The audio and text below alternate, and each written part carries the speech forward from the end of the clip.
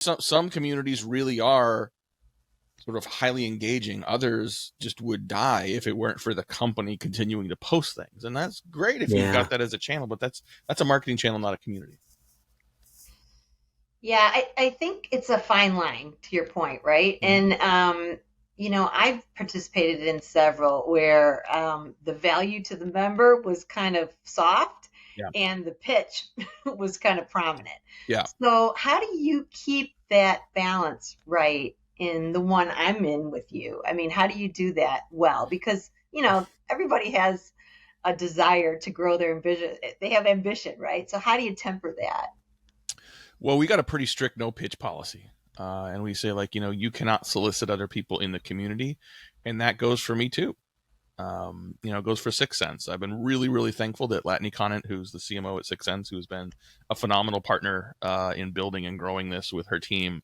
From the very beginning, she was aligned with this. It would be really easy for someone to say, listen, we're going to do this together, but we're going to need to have a monthly what's going on with Sixth Sense session, or we're going to need to sort of, have some like BDRs that are in the community that are sort of engaging with people. Like, that would kill it, because that would make it not a safe place. So we say, these are not, you cannot pitch in this community anywhere. The Friday sessions are not recorded, which is, people think is like every week we go, oh, I missed that session. Can I get the recording? No, we don't record it. I don't want a record of this. I want people to be able to come and share the good and the bad in a place with their peers that they know is safe. Right? So, that said, I mean, I think about a lot of things you could do, all the different things you could do in marketing to sort of build trust and reputation with your target. So, just candidly, I mean, there's everybody in the community knows me. I would imagine there's a lot of people in the community in SEMO Coffee Talk that actually don't know that, like, I run a marketing consulting firm, and there's like 18 people back here, not metaphorically back here, that want to get paid every other week.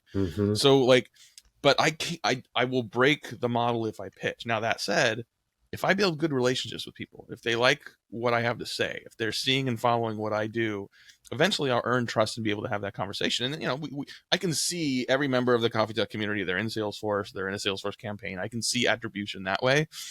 And it's look, it's paid off really well because I'm not pitching. Right. And I think that is a hard lesson for a lot of companies when they want to build a community. It is hard to have that level of patience and discipline. Like, we've been doing this for over 3 years now. And again, just thankful that Sixth Sense and Latney have been so strongly aligned with that perspective. It's a big part of what's made it successful. Yeah, I think that's the key part, isn't it? Because as you were talking, right, the thing that kept going through my mind is that the communities, the hardest part I think about communities is that you have to understand that it's an indirect marketing tactic, right? I mean, the best way to do it is to almost like not do what you think you're supposed to do, but go the opposite way. But in so doing that, you're going to build that trust, which is really, at the end of the day, how you are going to, how the benefit is going to accrue to you. Yeah, it's an indirect pipeline producer. Yeah. It's a very direct marketing channel, right? Good. I mean, Yeah, it's because yeah, great way to say it. So we don't get 2,400 people all active in Slack all the time, right? And people come and go, but we've got stats and sort of alerts to say if someone drops off, hey, where'd you go? We miss seeing you.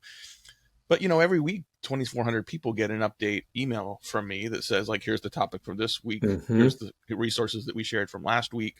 I'm in Slack most weekdays doing something or responding or facilitating something. They see me Friday morning. So the volume of impressions you can have with the target audience in a good community is really, really powerful. And the other thing to keep in mind, like, it may take time to sort of build that community, but this is owned land if you do it right. Yeah. Right. If you don't have a reputation, if you don't have an audience, if you don't have people coming to your blog or your website or your podcast or your community, you have to find your audience somewhere else. Someone else that has built that community or built that audience has it, and you are renting land from them. Right. It takes time and effort to build your own media channel. Yeah. But then it's owned land. Now, you can screw that up really quickly. Like, we could very quickly start pitching and, allow advertisers, and the advertisers start pitching. And then all of a sudden people are like, okay, bye, we're going somewhere else. So you have to protect that.